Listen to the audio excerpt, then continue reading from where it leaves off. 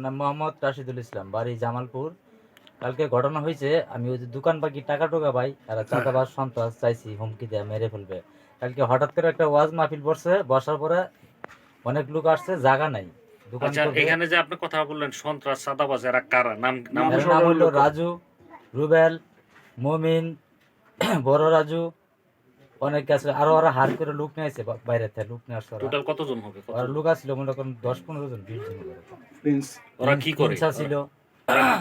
আর শুনছিলাম যে বিএনপির নেতাকর্মী এরকম কিছু নাকি?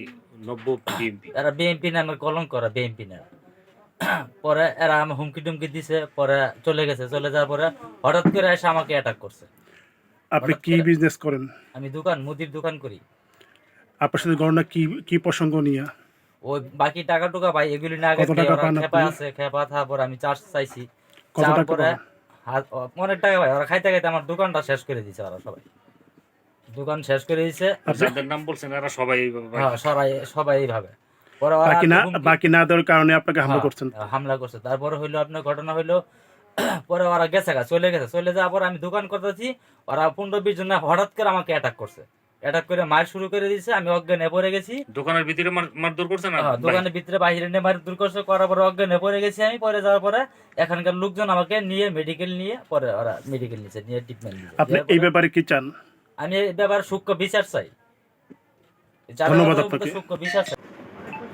আপনার নাম পরিচয় দিয়ে কথা বলেন। আমার নাম রফিকুল ইসলাম শান্ত। কি করেন আপনি? আমি এখানে চার দোকানদারি করি। কত টাকা পাবেন আপনি? কার কাছে টাকা পান আপনি? এটা এই আপনার সূর্যের কাছে বাকি খাইতো। কত টাকা পান? 10,000 টাকা মতো হয়েছিল।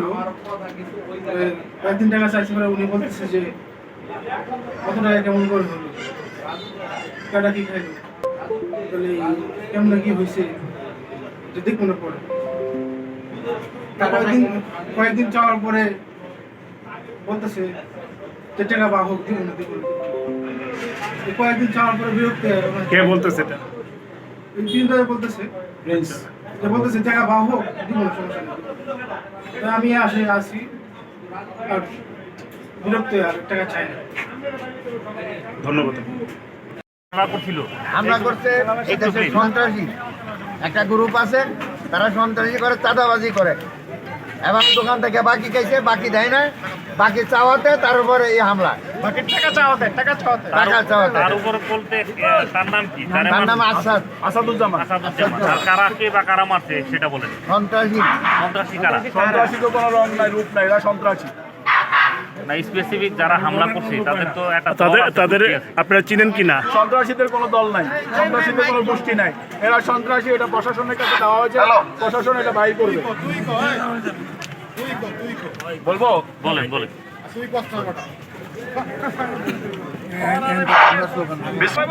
প্রিয় মোল্লাটেক, পূর্ব মোল্লাটেক এলাকাবাসী, সংগ্রামী এলাকাবাসী, আসসালামু আলাইকুম।